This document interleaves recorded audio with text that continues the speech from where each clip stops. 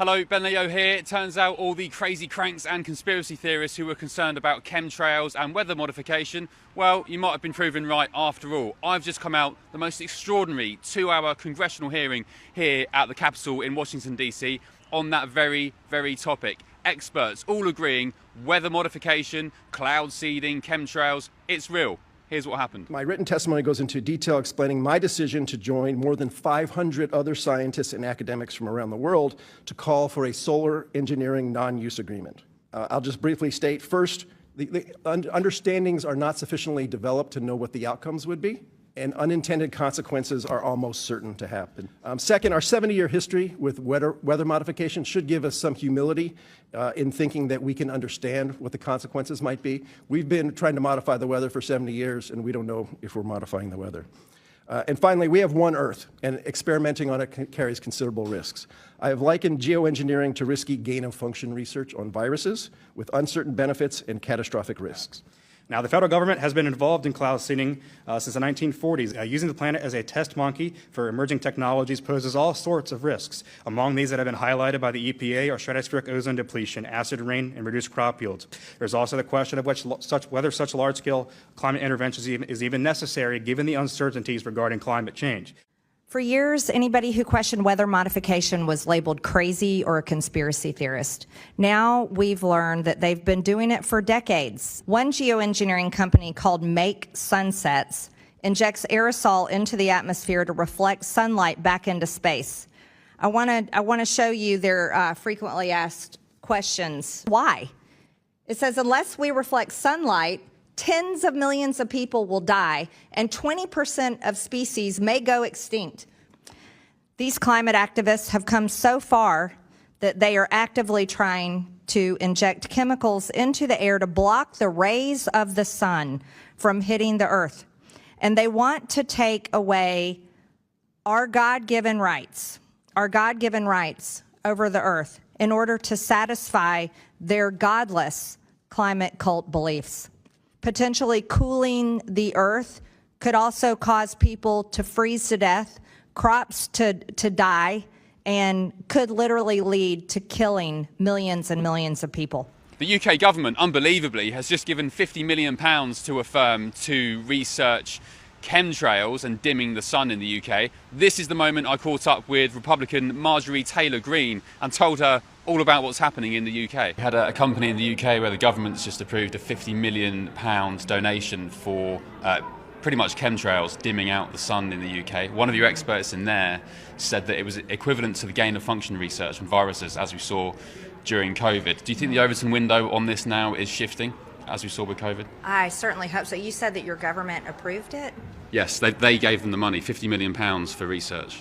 So I think that's equivalent to what happened during COVID. I think it's equivalent to mandating experimental vaccines into people's body. And I have deep empathy for the people in the UK. They're not lab rats, and they shouldn't be, and their tax dollars should not be used against them in some sort of basically experimental, what should be taking place in a lab, but it's being done to them without their say, and it's terrible. Turns out British viewers and indeed Americans weren't cranks and conspiracy theorists about the weather and geoengineering, chemtrails. An extraordinary hearing just now. Thank you very much. No, they're not conspiracy theorists. They're not crazy. It actually has been happening for a very long time, not just here in the United States, but also in many countries around the world. Everything, life grows from the sun. What kind of person would want to block out the sun? Well, my observation, based on my years here in Congress and also this hearing that I thought was exceptional, is there's a big difference between the right and the left. The right primarily believes that God created the earth and that God controls our atmosphere. The left is primarily godless, and they believe that humans can control the climate, can control the weather, and they believe they have the authority to do it no matter what anyone else thinks. And it was only in April this year that I told viewers of Ben Leo Tonight back home in the UK that Britain was set to approve funding of up to £50 million for a very strange experiment to dim the sun. Good evening to you. Thank you for your company. I hope you enjoyed the glorious sunshine we had today and indeed are excited for the so-called heat wave next week. I know I am. Because sunshine is a beautiful thing, isn't it? It's literally life force, God energy, that allows flowers to flourish and powerful trees to grow. It allows us to grow food. It heals your gardens that much sweeter too. So ask yourself then, why would anyone ever want to block out the sun deliberately? What kind of person would want to do that kind of thing?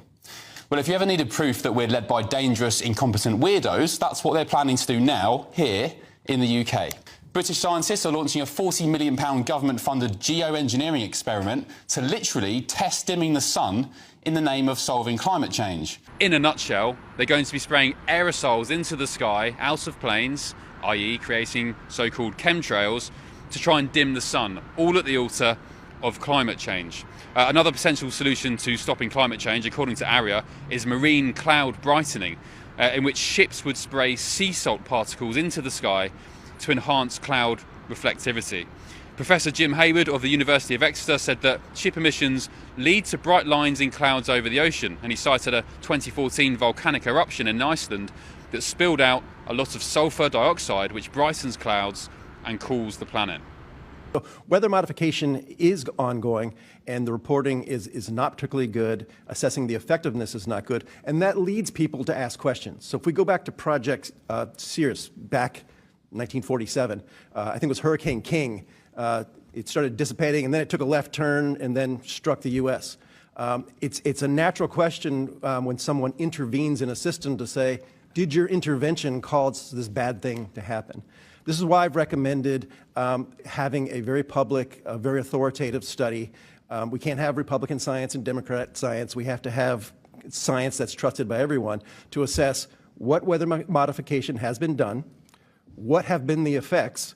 If we don't know what the effects are, what research can we do to know those effects? You guys have the National Academy of Sciences at your disposal where you can ask exactly these questions. And a great question would be, given what we know about weather modification, what could our adversaries and enemies put it to use, and how would we know it?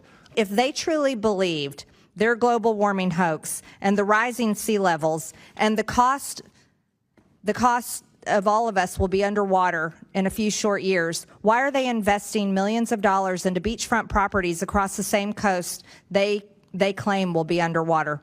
Bill and Melinda Gates own a $43 million beachfront home in California. The Obamas own a $12 million waterfront compound in Martha's Vineyard. Mark Zuckerberg is building a $270 million beachfront compound in Hawaii. Mark Cuban owns a $19 million beachfront mansion on the coast of California. So there we go, quite an extraordinary 2 hours or so on Capitol Hill here. You're not crazy, you're not conspiracy theorists, and you're not cranks. One expert even likening geoengineering and weather modification to gain-of-function research during COVID. This is Ben Leo in Washington, D.C. See you soon.